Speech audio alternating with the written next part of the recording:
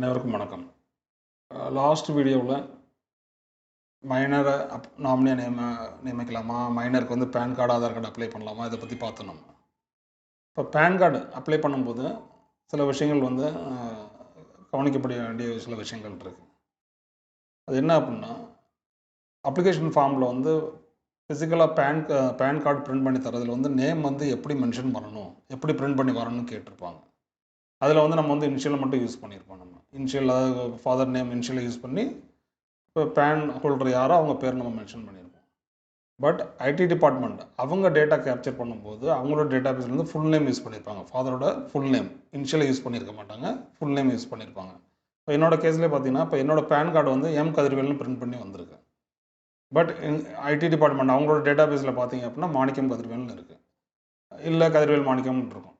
அதுதான் ஃபைனல். அது ஏன்னா இப்போ உள்ள ரூலுக்கு வந்து இன்கம் டேக்ஸ் டேட்டா பேஸில் வந்து என்ன நேம் இருக்கோ அந்த நேம் படி தான் வந்து நீங்கள் வந்து அக்கௌண்ட் ஓப்பன் பண்ண முடியும். இப்போ பேங்க் அக்கௌண்ட்டாக இருக்கட்டும், டிமேட் அக்கௌண்ட்டாக இருக்கட்டும், பாஸ்போர்ட் அப்ளை பண்ணுறதா இருக்கட்டும், ஐடி டிபார்ட்மெண்ட்டில் வந்து என்ன நேம் இருக்கோ அந்த நேம் தான் அதை நீங்கள் கொடுத்து அப்ளை பண்ண முடியும்.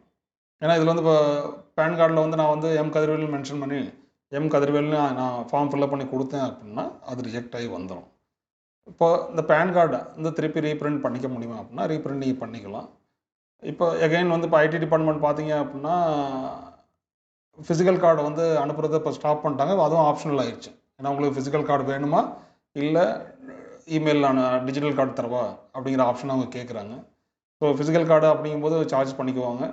டிஜிட்டல் கார்டு அப்படின்னா உங்களுக்கு இமெயிலில் வந்துட போது அதை வாங்கி நீங்கள் பிரிண்ட் அவுட் எடுத்து வச்சுக்கலாம். ஸோ இது மாதிரி யூஸ்ஃபுல் இன்ஃபர்மேஷன் அடுத்த வீடியோவில் பார்ப்போம். சப்ஸ்கிரைப் பண்ணுங்கள், ஷேர் பண்ணுங்கள், லைக் பண்ணுங்கள். தேங்க்யூ ஃபார் வாட்சிங். தேங்க்யூ.